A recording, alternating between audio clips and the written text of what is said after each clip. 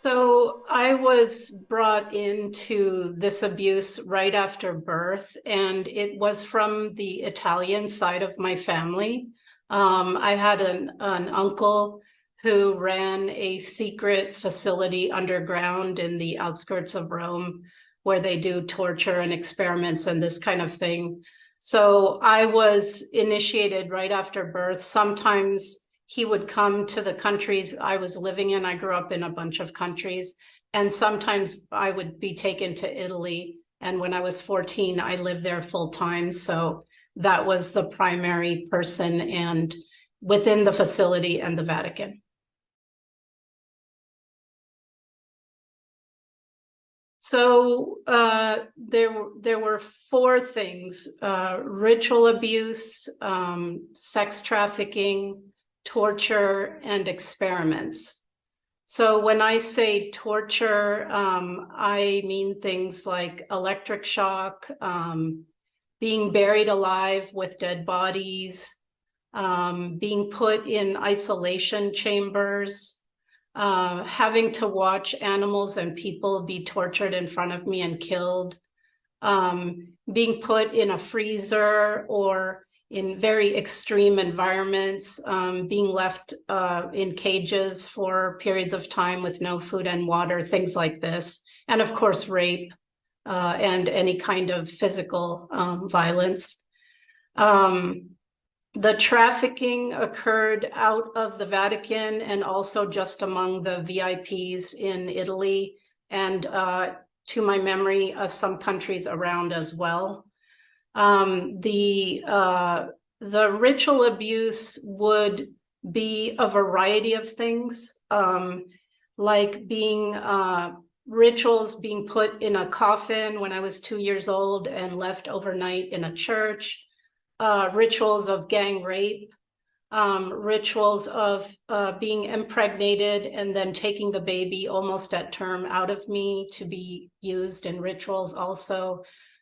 These elite parties, hunting parties where myself and other children are taken and then hunted, having to watch children be sacrificed in the sub-levels of the Vatican, cut open while they're alive, watching them drink the children's blood and eat their organs.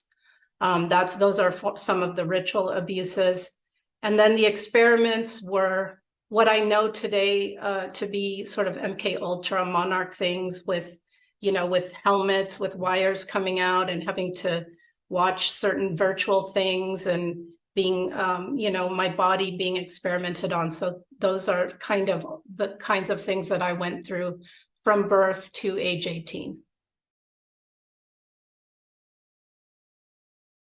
Yeah, so the main locations where I was tortured was in the secret facility. This facility did connect with underground tunnels to the sub levels of the Vatican. There's levels way down under the ground where they have the special altars and all that. So mainly it would be in the facility, in the Vatican itself, and then with the trafficking, it would be to any kind of elite members in the area. So sometimes I would be in people's homes, big mansions and places like that.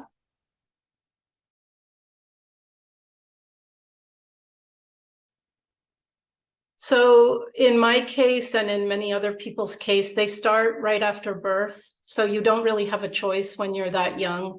It's just done to you. In my case, they broke attachment with my mother right in the beginning. And then after that, it was really by force and by having no choice. Some of the things I was made to do were also psychological and deciding who is going to die, this person or this person. And so under duress, if you say, no, I'm not going to choose, then they both die. So being put in positions like that. So I would just say by fear and by force. There were a lot of attempts to break me. I heard very early on, I overheard a conversation where this was the intent. So I did my best to preserve myself internally. I built walls around and I kept myself. I always had the idea in my head that, you will not destroy me, because that's what I understood. But yes, every attempt was made with technology, with torture, and because during the torture, I would dissociate and split, but I never did split into distinct personalities. So later, when I did my healing work, I was able to integrate what I call the different parts of me that existed.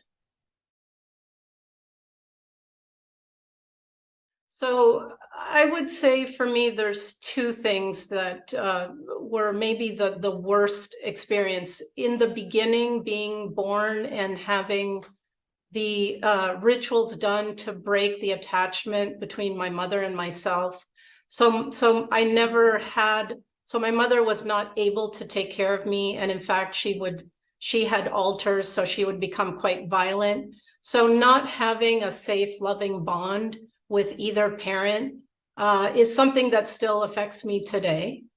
And I would say the other worst thing for me was watching children be sacrificed in the Vatican, watching them be brought in and watching them be cut open, and watching all the VIP people in the room they do these sacrifices to invite demonic entities to inhabit them.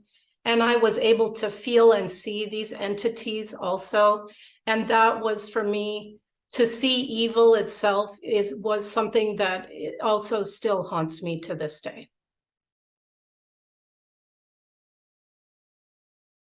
Yeah, so the reason that I have given testimony of my experiences, and I'm doing so here as well, is because every day right now, as we're talking, children are being put through these things, and this has to stop.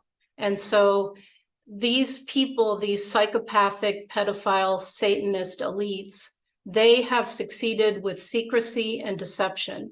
So when we begin to give testimony and tell our stories and tell the truth of what is actually being done to children, then we have a hope of ending this forever. And the other piece I will say is everything they've done to us, on some level, they have done to the whole of society. And so, for example, they have done global satanic rituals like 9/11 and COVID. And so we all need to understand the way that we are being managed and traumatized and dissociated and mind controlled, so that we can heal ourselves, we can come together, and we can say no, and we can go forward and create a way forward that is good for all life.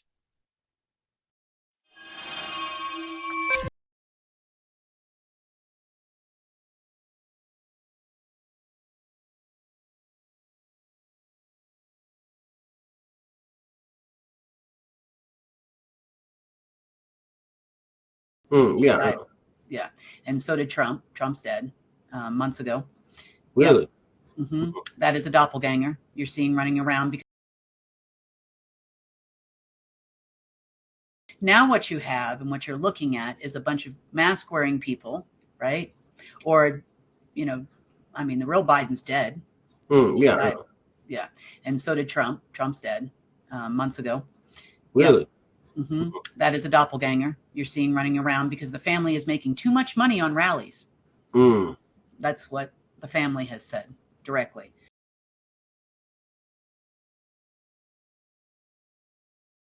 Because as they make the wrong decision against the restoration of the planet and humanity as a whole, they somehow disappear. So they're given a choice and then they're removed. So now what you have and what you're looking at is a bunch of mask-wearing people, right? Or, the real Biden's dead. Yeah. Right? Yeah. And so did Trump. Trump's dead months ago.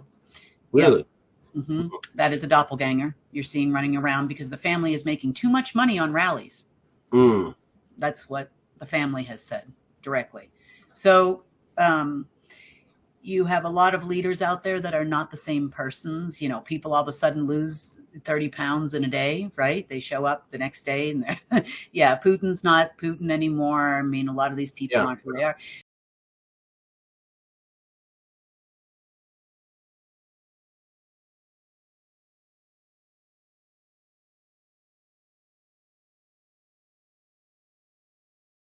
But at the end of the day, I believe the real Trump will prevail. And what's happening, though, is that the secret Space Force has to reach a deal with the Chinese to make this happen. And the Chinese are asking for a lot of the technology that the secret Space Force has been keeping to itself, such as anti-gravity and supposedly mid-beds and other things available in exchange for new financing. And this is what's holding it back.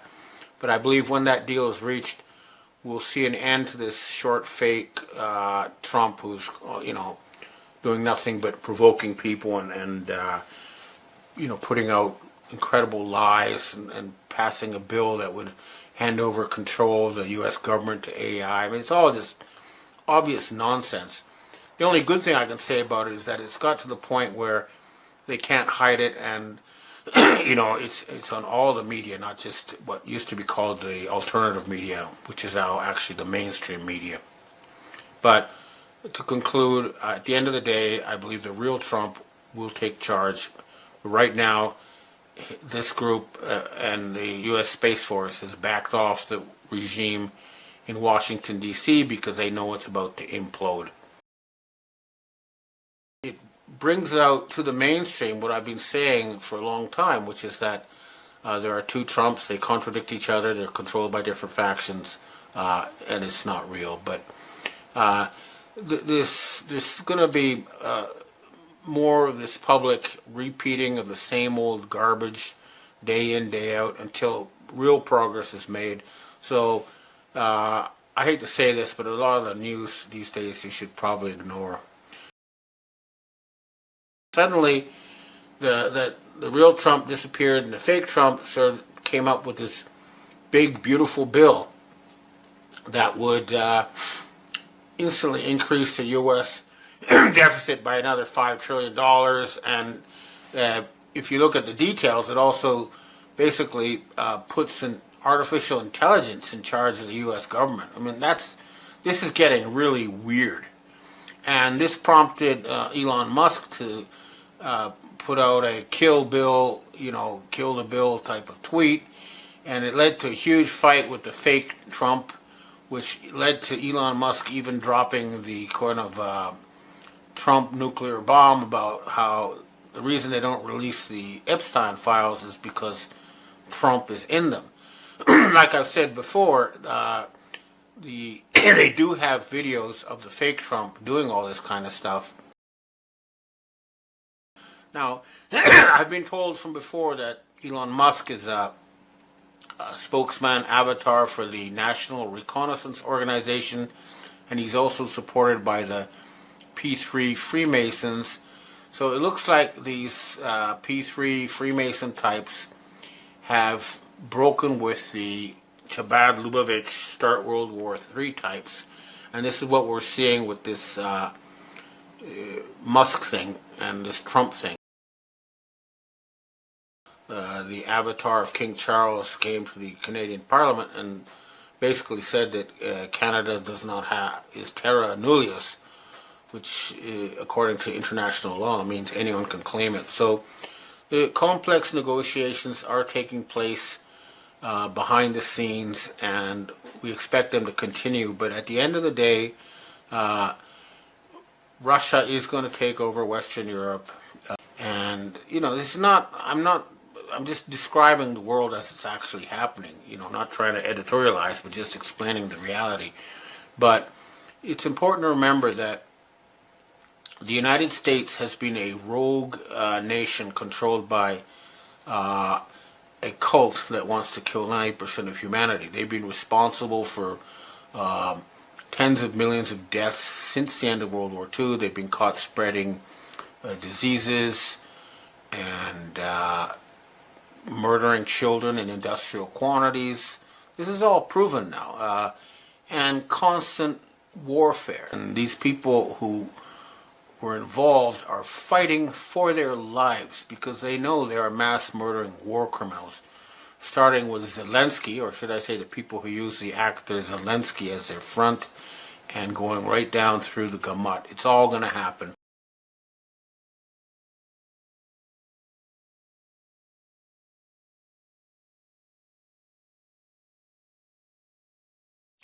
All right, thanks for tuning in, and I hope to see you again next week.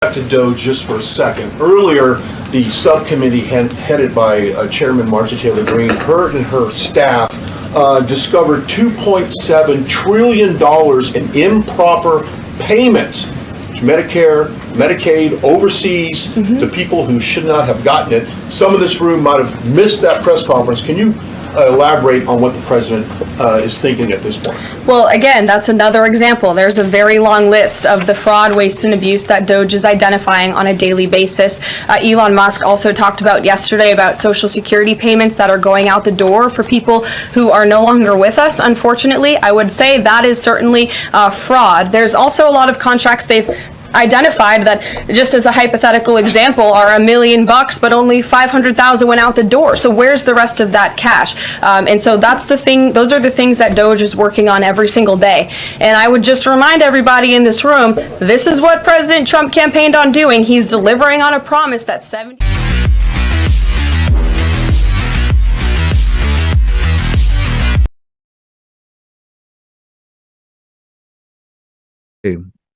And swear by my name like they taught my people of Israel to swear by Baal. If they do not obey, I will utterly pluck up and destroy that nation. They're all listed in this prophecy written 3,000 years ago by the prophet Asaph. Asaph was a worship leader for King David, but we're also told he was a seer or prophet. 2 Chronicles 29, verse 30. And he, at a time when Israel was, had one, is he's going to, the Arab peoples had, over the diaspora, had gone into the promised land of Israel. It was called Palestine in 135 AD. It was renamed Palestine. Never was really a country. It was always loosely defined borders, depending on whoever controlled the area. But it was called Palestine, and then in 1948, it became Israel. And so he was saying, I'm going to pluck out the evil neighbors from what is now going to be called Israel, put them back into their ancient homelands. And I'm going to pluck the Jews out who were living in some of those Arab countries there, lands, and bring them back into what is now going to be called Israel. So we saw that happen in 1948. Now, what he had to do, the Ottoman Empire had controlled the Middle East from 1517 to 1917. There could be no Arab states or Israel with them having control over that area. So in World War I, they got defeated, the Ottoman Empire, the Turks. And all of a sudden we find in the 20th century, the Arabs starting to get their states back. So for instance, Egypt was 1922, got its statehood. Saudi Arabia and Iraq were 1932. Iran, formerly Persia, was called Iran in 1935.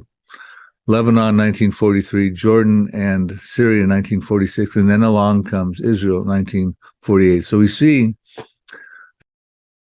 that they're all listed in this prophecy written 3,000 years ago by the prophet Asaph. The Arab states got their statehood. This is a sovereign act of God. He said he would put them back into their lands. I'll continue to read these verses and show you how that plays out. Yeah, now,